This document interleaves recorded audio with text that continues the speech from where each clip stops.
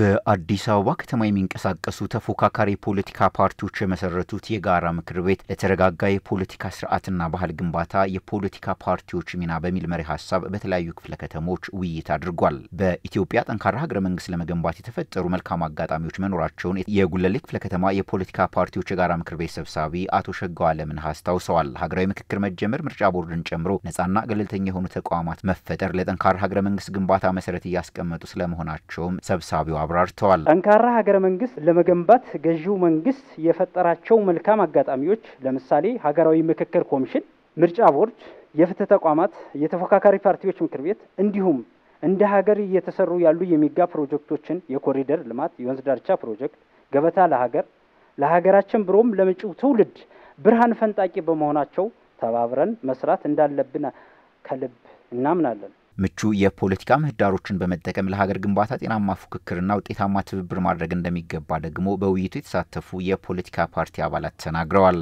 ሀገር የሁላችንም ናት። ሁላችንም በትብብር ምን መራት ምን አስተዳድራት የራሳችን አስተዋጽኦ ምናደርግ ነው።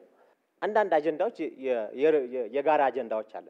አንዳንድ አጀንዳዎች የትብብር አጀንዳዎች፣ አንዳንዶቹ ደግሞ የፉክክር የበለጠ ሐሳብ ያለው የበለጠ ተደማጭነት ያለው የበለጠ ጎልቶና ደምቆ የታየ ሐሳብ የሚሸጥበት መሆን መቻል እንዳለበት እናምናለን። እንደ ፓርቲ አሁን የሰለጠነ አመለካከት ውስጥ ነው ያለነው።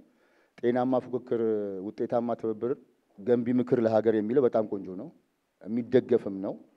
ተፎካካሪ ፓርቲው አብሮ ሲኖርና አብሮ በጋራ ሲሆን አንድ ሀገር ናት ያለችው ደግፈን ነው የምናቆማት። ተፎካካሪ ፖለቲካ ፓርቲዎች በጋራ በመስራት የኢትዮጵያን ከፍታ ማረጋገጥ እንደሚገባ የአራዳና ጉለሌ ክፍለ ከተማ ዋና ስራ አስፈጻሚዎች አስተያየታቸውን ሰጥተዋል።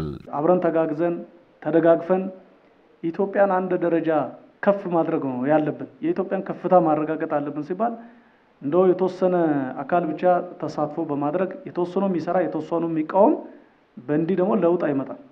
ለውጥ በጋራ በህብረት የሚመጣ ነው። ለውጥ በትብብር ውጤታማ የሆነ ትብብር በማድረግ ትብብር በጣም ያስፈልጋል።